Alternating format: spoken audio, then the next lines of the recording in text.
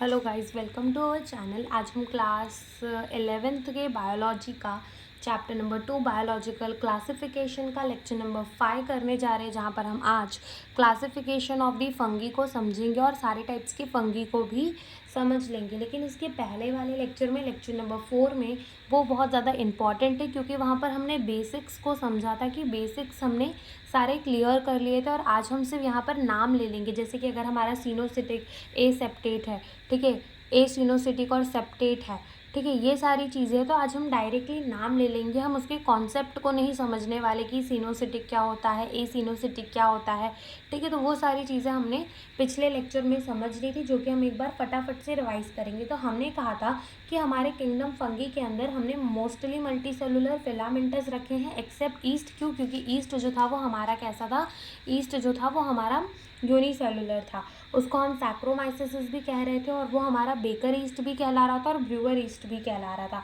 Cell wall जो थी हमारे फंगी की, वो काइटिन एंड पॉलीसैकेराइड की बनी हुई थी, ईकारियोटिक थे, और उसमें हेटेरोट्रॉपिक मोड ऑफ न्यूट्रिशन दिख रहा था, जिसमें हमारा सैप्रोफिटिक थे, यानी कि जो डेड और डिकेइंग मैटर पे ग्रो करते हैं। पैरासिटिक थे, जो कि न्यूट्रिशन डायरेक्टली लेते हैं होस्ट बॉडी से और होस्ट को कोई ना कोई डिजीज कर देते हैं। और सिम्बायोटिक रिलेशनशिप भी हमने देखा था लाइकेन का एंड माइकोरहाइजा का। लाइकेन में हमने कहा था सिम्बायोटिक एसोसिएशन है between the algae and the fungi.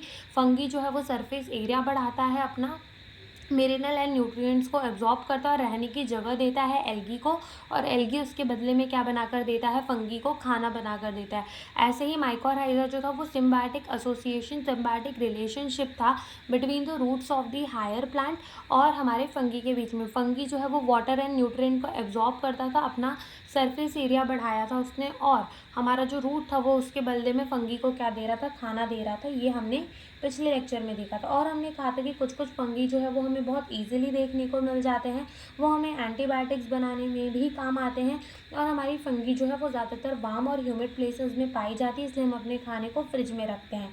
फिर हमने देखा था कि हमारी जो मॉर्फोलॉजी है फंगी की, वो अलग अलग टाइप की होती है। फिर हमने कहा था कि वो उसकी जो बॉडी है वो एक हेयर लाइक स्ट्रक्चर से बनी है, जिसे हम कहते हैं हाइफे, और नेटवर्क ऑफ दी हाइफे, या फिर ऐसे कह लो कॉम्बिनेशन ऑफ दी हाइफे हमारा क्या बनाता है, माइसीलियम बनाता है, जिसमें सरफेस एरिया बढ़ भी जाता है। माइसीलियम दो टाइप के होते थे, सिनोसिटिक और एसिनोसिटिक। तो जिसके अंदर सिनोसिटिक का मतलब होता था मल्टी न्यूक्लिएटेड, तो जिसके अंदर हमें सेप्टा नहीं देखने को मिलते थे, वो हमारा क्या हो जाता था, सिनोसिटिक हो जाता था। और जिसके अंदर हमें सेप्टा देखने को मिल जाते थे, वो हमारा क्या हो जाता था, ए सिनोसिटिक हो जाता था, यानी कि उसके अंदर मल्टी न्यूक्लिएटेड कंडीशन नहीं देखने को मिलती थी। फिर हमने पढ़ा था उसके reproduction, vegetative reproduction, budding, fragmentation and binary fission से करता था। Asexual reproduction specialize spore से, और ऐसे ही सेक्शुअल रिप्रोडक्शन भी स्पेशलाइज स्पोर से करता था, ठीक है, जिसमें हमारे 3 स्टेप थे, प्लाज्मोगैमी, कैरियोगैमी एंड अपना मियोसिस, ठीक है। तो प्लाज्मोगैमी के अंदर fusion of the protoplasm, karyogamy के अंदर फ्यूजन ऑफ दी न्यूक्लियस। दो हमारे फंगी थे, दैट इज द अस्कोमाइसिटीज और बसीडोमाइसिटीज, जिनके अंदर डायरेक्टली हमारे जो न्यूक्लियस है वो फ्यूज़ नहीं करते थे, थोड़ी देर के लिए अलग अलग रहते थे, यानी कि हमें N+N कंडीशन दिखाते थे, डाइकैरियोन स्टेज दिखाते थे, ठीक है। फिर उसके बाद क्या होता था, कैरियोगैमी होती थी, कैरियोगैमी के बाद मियोसिस होती थी, और हमारा जो है वो क्या बनता था, फ्रूटिंग बॉडी, जिसके अंदर हमारे प्रोड्यूस होते थे स्पोर्स, ठीक है। तो इतना हमने अपने लेक्चर नंबर 4 के अंदर देख लिया था। और अब हम क्या स्टार्ट करने वाले हैं, क्लासिफिकेशन ऑफ दी फंगी। तो अगर हम देखें क्लासिफिकेशन ऑफ दी फंगी, तो हमारी फंगी जो है वो क्लासीफाई है 4 क्लासेस के अंदर पे, on the basis of the morphology of the mycelium, fruiting body कैसी है, and the formation of the spore, कि वो स्पोर कैसे बना रहा है। इस 3 बेसिस में हमारे फंगी के जो क्लासेस है वो डिवाइडेड है। तो हम लिखेंगे यहाँ पर, fungi are classified in 4 classes on the basis of, पहली, मॉर्फोलॉजी ऑफ माइसीलियम, इसका मतलब उसका माइसीलियम सिनोसिटिक है या फिर एसिनोसिटिक है। दूसरा है हमारा फ्रूटिंग बॉडी, कि उसकी फ्रूटिंग बॉडी कैसे बनती है, फ्रूटिंग बॉडी का मतलब उसके अंदर जो स्पोर बन रहे हैं वो कैसे बनेंगे। और तीसरी जो है वो हमारी formation of the spore, in 3 basis के अंदर क्या किया है, फंगीज को 4 क्लासेस के अंदर डिवाइड किया गया है। पहली क्लास है हमारी फाइकोमाइसिटीज,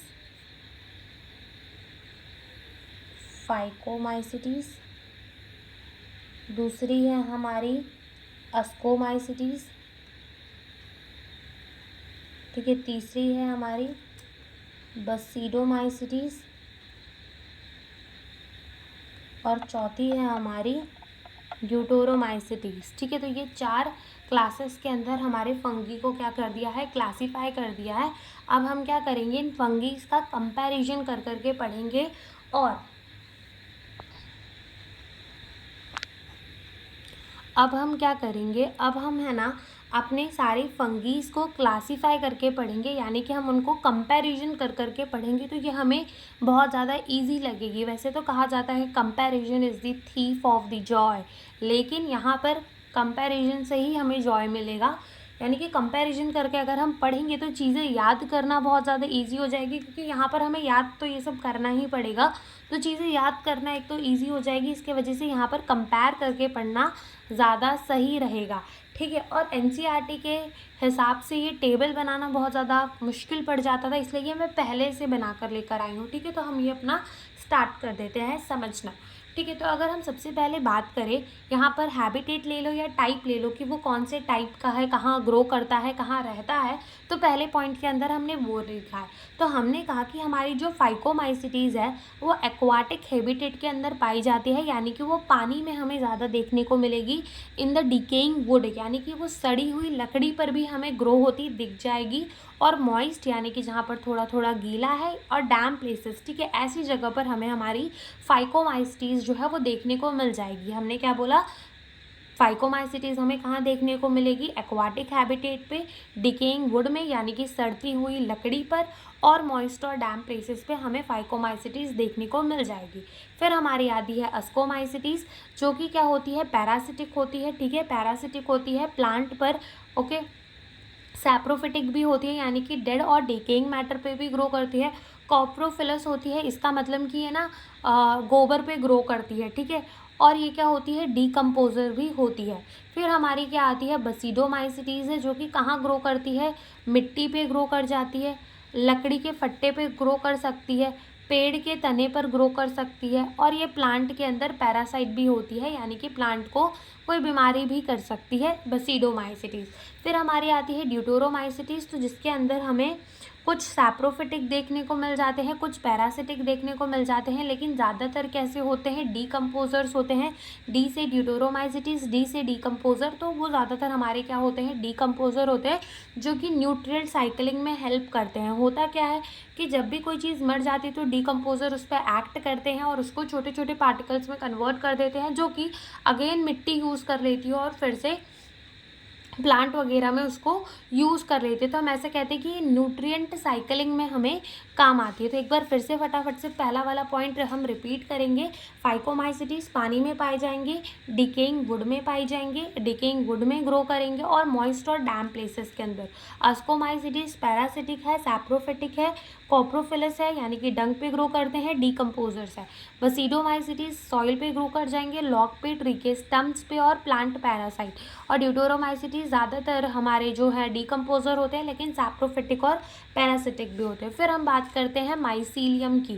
तो हमने माइसीलियम पढ़ते टाइम ही कह दिया था कि एसेप्टेट और सिनोसिटिक, ठीक है, यानी कि जिसके अंदर मल्टी न्यूक्लिएटेड कंडीशन है और सेप्टा और क्रॉस वॉल नहीं प्रेजेंट, ये सिर्फ हमें एक फंगी के अंदर देखने को मिलेगा, दैट इज़ द फाइकोमाइसिटीज़। तो याद कर लो कि फाइकोमाइसिटीज़ के अंदर हमें एसेप्टेट और सिनोसिटिक कंडीशन देखने को मिलेगी।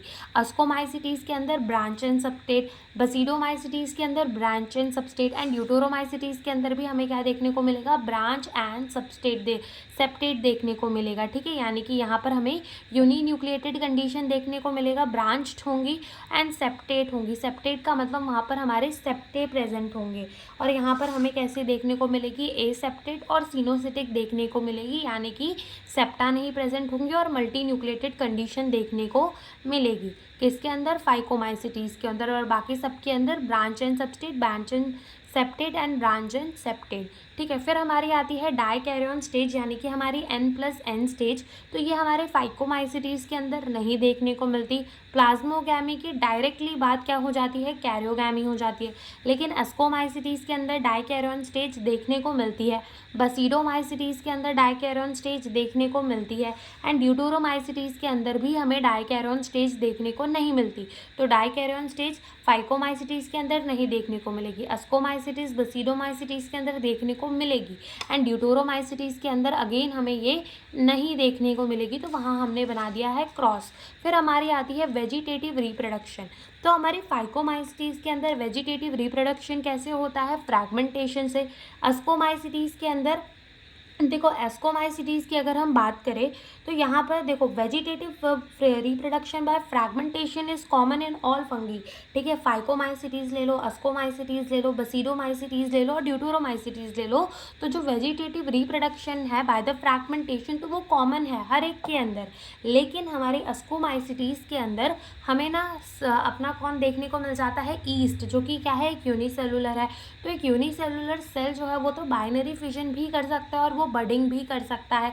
इसीलिए बस एस्कोमाइसिटीज़ के अंदर हमें बाइनरी फिजन और बडिंग के थ्रू भी वेजिटेटिव रिप्रोडक्शन देखने को मिलेगी, वरना सबके अंदर खाली फ्रैगमेंटेशन से देखने को मिलेंगी। तो फाइकोमाइसिटीज़ के अंदर फ्रैगमेंटेशन से, एस्कोमाइसिटीज़ के अंदर बाइनरी फिजन, बडिंग और फ्रैगमेंटेशन से। क्यों? क्योंकि यहाँ पर ईस्ट है यानी कि यहाँ पर यूनिसेलुलर फंगी है। बाकी सबके अंदर मल्टी सेलुलर फंगी है तो बाइनरी फिजन और बडिंग का कोई चांस नहीं बनता।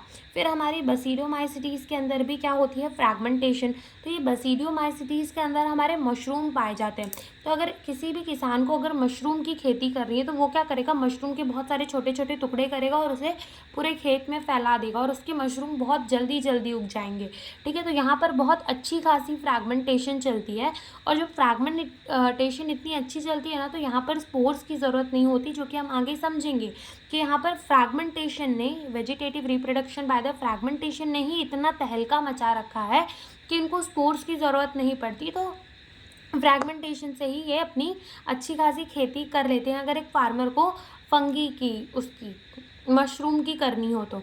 और ऐसे ही हमारे डिकम्पोजर्स में भी हमें क्या देखने को मिलते हैं, फ्रैगमेंटेशन कोई कोई हमारी करती हैं। ऐसे ही अगर हम बात करें एसेक्सुअल रिप्रोडक्शन, एसेक्सुअल रिप्रोडक्शन जो है वो कौन करेगा, जूस्पोर करेगा जो कि हमारा मोटाइल होता है इन द फाइकोमाइसिटीज़, और एल्पिनोस्पोर करेगा जो कि हमारा क्या होता है, नॉन मोटाइल। एस्कोमाइसिटीज़ के अंदर कोनाडिया करेगा या फिर जिसे हम कहते हैं कोनेडियोस्पोर, वो करेगा। बसीडोमाइसिटीज़ के अंदर हमें कोई भी एसेक्सुअल स्पोर की ज़रूरत नहीं होती, वहाँ पर स्पोर्स प्रेजेंट ही नहीं होते। क्यों? क्योंकि फ्रैगमेंटेशन ने अच्छा खासा काम कर रखा है। और यहाँ पर हमारे ड्यूटेरोमाइसिटीज़ के अंदर ओनली कोनेडिया, ओनली कोनेडिया का मतलब ये होता है कि यहाँ पर हमें कोई सेक्सुअल स्पोर्स नहीं देखने को मिलेंगी, सिर्फ एसेक्सुअल स्पोर, अकेले स्पोर देखने को मिल रहे हैं, कोनेडिया। ठीक है, बात अगर तुमसे क्वेश्चन पूछा जाए कि जो कोनेडिया वाला स्पोर है वो हमें कहाँ देखने को मिल रहा है, तो वो हमें एस्कोमाइसिटीज़ के अंदर भी देखने को मिल रहा है, वो हमें अपने ड्यूटेरोमाइसिटीज़ के अंदर भी देखने को मिल रहा है।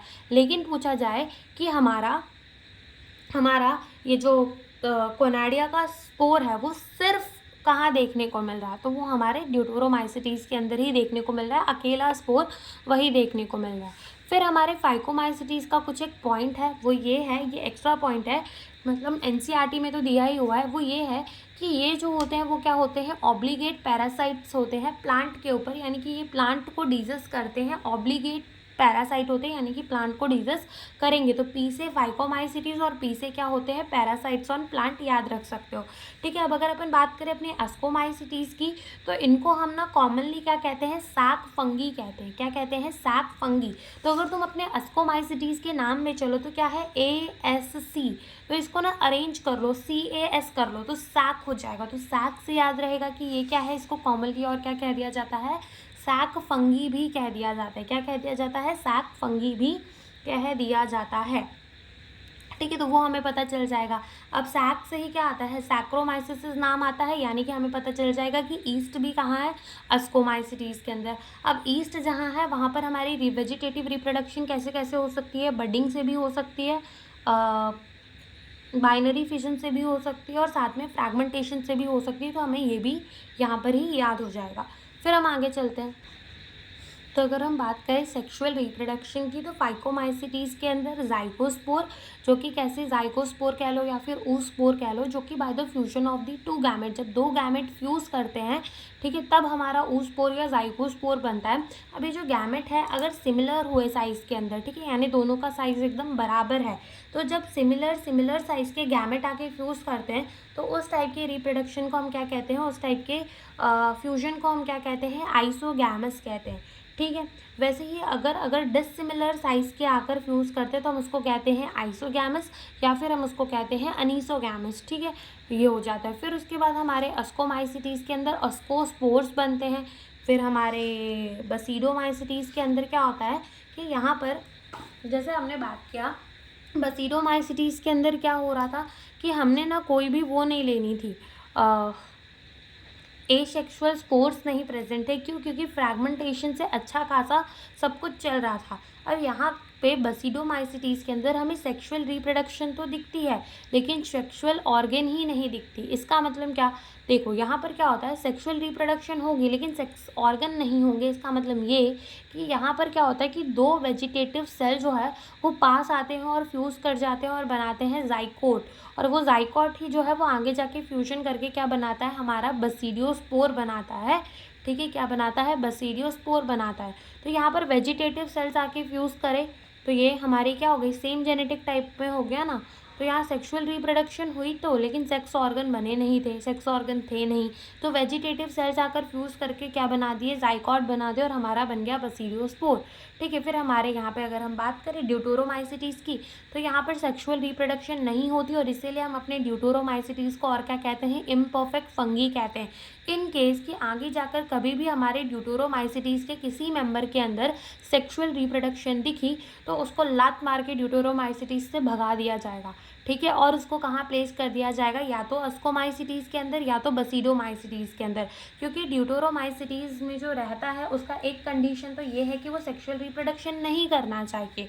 ठीक है, लेकिन अगर कर रहा है तो उसको या तो अस्कोमाइसिटीज़ या तो कहाँ भेज दिया जाएगा, बसीडोमाइसिटीज़ में, डिपेंडिंग ऑन द टाइप कि वो जिससे ज़्यादा सिमिलर होगा उसको वो वाले क्लास के अंदर डाल दिया जाएगा। तो हमने क्या बोला, ड्यूटोरोमाइसिटीज़ के अंदर सेक्सुअल रिप्रोडक्शन नहीं होगी, इसलिए हम उसको क्या कह रहे हैं, इम्परफेक्ट फंगी कह रहे हैं। इन केस अगर कभी दिखी तो उसको हम शिफ्ट कर देंगे अस्कोमाइसिटीज़ या फिर बसीडोमाइसिटीज़ के अंदर। ओके, फिर अगर हम बात करें स्पोर्स की कि स्पोर्स कैसे प्रोड्यूस होते हैं, ठीक है, तो अगर हम बात करें स्पोर की, तो हमारे फाइकोमाइसिटीज़ के अंदर जो स्पोर्स है वो एंडोजेनसली प्रोड्यूस होते हैं। इसका मतलब क्या होता है कि जैसे मान लो ये क्या है, फ्रूटिंग बॉडी है, ये क्या है, मान लो फ्रूटिंग बॉडी है। ठीक है, फ्रूटिंग बॉडी के अंदर क्या बनता है, स्पोरांगिया, और इस स्पोरांगिया के अंदर बनते हैं स्पोर्स। ठीक है, स्पोरांगिया के अंदर क्या बनते हैं, स्पोर। हमने क्या बोला, मान लो ये हमारी क्या है, फ्रूटिंग बॉडी है। ठीक है, ये हमारी क्या है, फ्रूटिंग बॉडी है। अब इस फ्रूटिंग बॉडी के अंदर बनता है स्पोरांगिया, और इस स्पोरांगिया के अंदर क्या बनता है, स्पोर बनता है। ठीक है, तो अगर ये स्पोरांगिया के अंदर स्पोर बना तो हम इसको कह देते हैं एंडोजेनसली प्रोड्यूस, लेकिन यहीं अगर स्पोरांगिया के बाहर स्पोर बनता है तो हम उसको क्या कह देते हैं, एक्सोजेनसली प्रोड्यूस कह देते हैं। तो फाइकोमाइसिटीज़ के अंदर स्पोर्स कैसे प्रोड्यूस होते हैं, एंडोजेनसली। ठीक है, फिर उसके बाद अगर हम बात करें अपने अस्कोमाइसिटीज़ के अंदर, तो यहाँ पर स्पोर्स जो है वो एक्सोजेनसली प्रोड्यूस होते हैं एक स्पेशल माइसीलियम में, जिसे हम कहते हैं कोनेडियोफोर। ठीक है, कोनेडियोफोर जो है वो हमारा क्या है, एक स्पेशल टाइप का माइसीलियम है।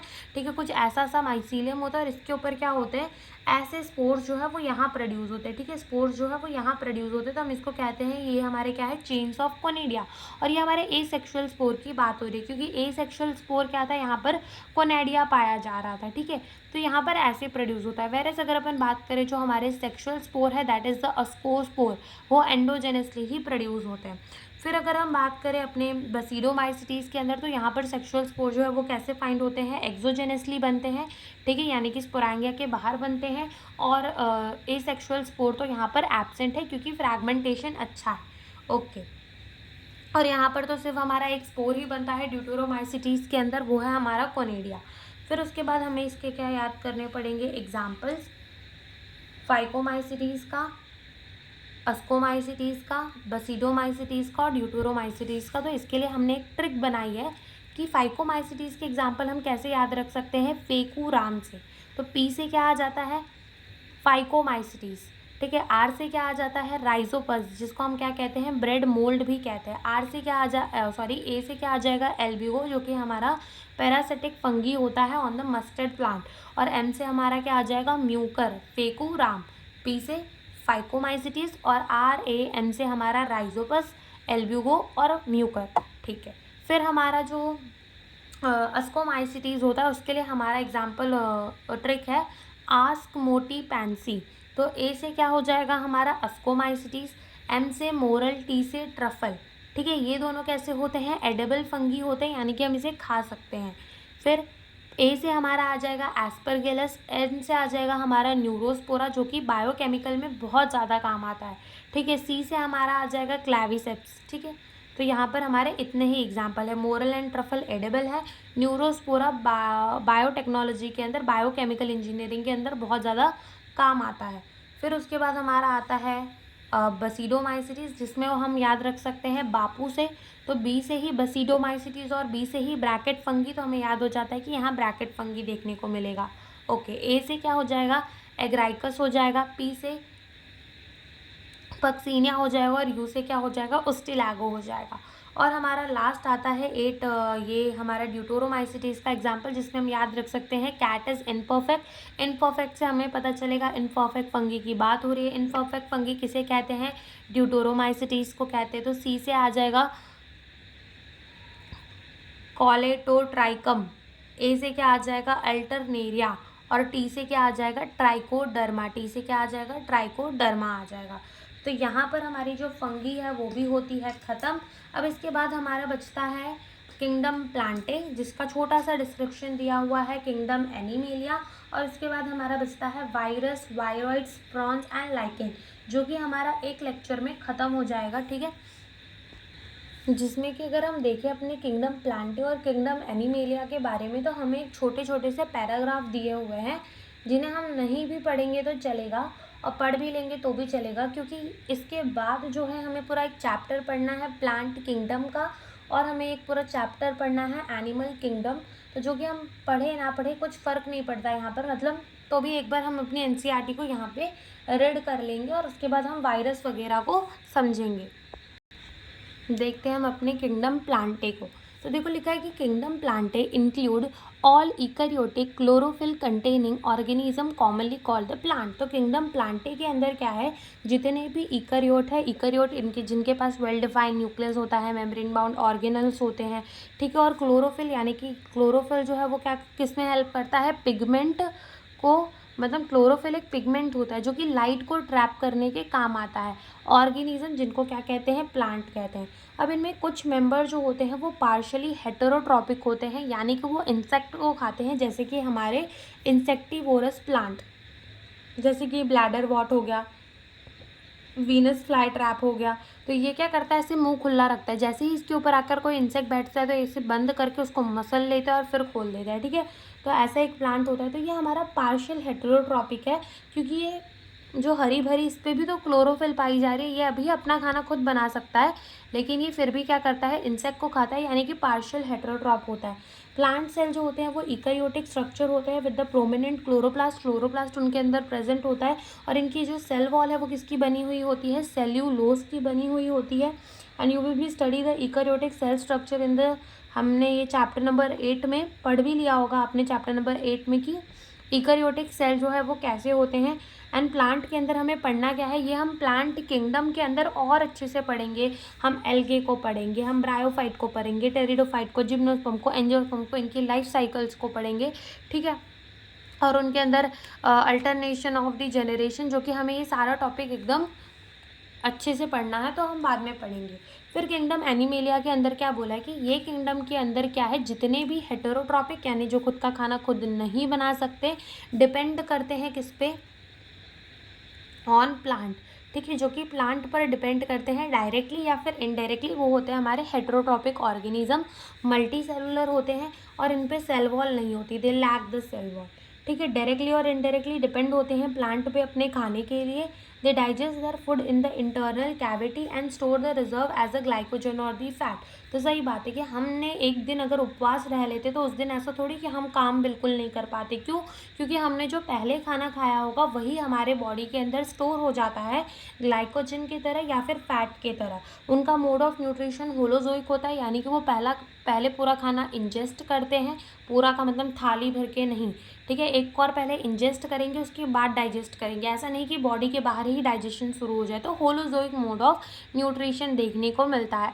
और वो क्या करते हैं, डेफिनाइट ग्रोथ पैटर्न को फॉलो करते हैं और अडल्ट हो जाते हैं, यानी जो बच्चे हैं वो बड़े हो जाते हैं, डेफिनाइट शेप एंड साइज होता है। हायर फॉर्म जो है वो क्या दिखाते हैं, elaborate sensory and neuromotor mechanism दिखाते हैं, यानी कि हमें उनके अंदर ज़्यादा अच्छी सेंसरी ये सारी चीज़ें जो है, न्यूरोमोटर मैकेनिज्म यानी दिमाग उनका अच्छा होता है, ठीक है। और ज़्यादातर जो है वो लोकोमोशन के केपेबल होते हैं कि वो लोकोमोशन कर सके। जैसे कि अगर कोई पूछे मूवमेंट और लोकोमोशन के बीच में डिफरेंट क्या है, तो मूवमेंट का मतलब होता है कि अगर हम एक जगह बैठ के अपने हाथ हिला रहे हैं तो वो हमारी क्या हो जाएगी, मूवमेंट हो जाएगी। लेकिन अगर हम अपनी जगह से उठकर 4 कदम चल रहे हैं, यानी कि हम अपनी जगह को, हमारी प्लेस को बदल रहे हैं, वो हमारा हो जाता है लोकोमोशन। एंड अपने हाथ पैर हिला रहे हो एक जगह पे बैठ के, तो वो हमारा क्या हो जाता है, मूवमेंट हो जाता है, ठीक है। तो लोकोमोशन कर पाते हैं। बाकी मूवमेंट तो प्लांट भी कर पाते हैं, लेकिन क्या वो एनिमल के हैं, नहीं, ठीक है। प्लांट थोड़ी ना ऐसा है कि प्लांट भागने लग जाए, अचानक से भाग भी नहीं सकता। तो ये कौन कर सकता है, एनिमल कर सकता है। इसलिए एनिमल क्या दिखाता है, लोकोमोशन दिखाता है। Sexual reproduction is by the copulation of the male and female followed the embryological development and salient feature of the various phyla are describe in the chapter number 4, ठीक है। तो यहाँ पर हमारा किंगडम प्लांट एंड एनिमेलिया हुआ ख़त्म। अब जो वायरस वगैरह है वो हम नेक्स्ट लेक्चर पे देखेंगे। Thank you for watching the video.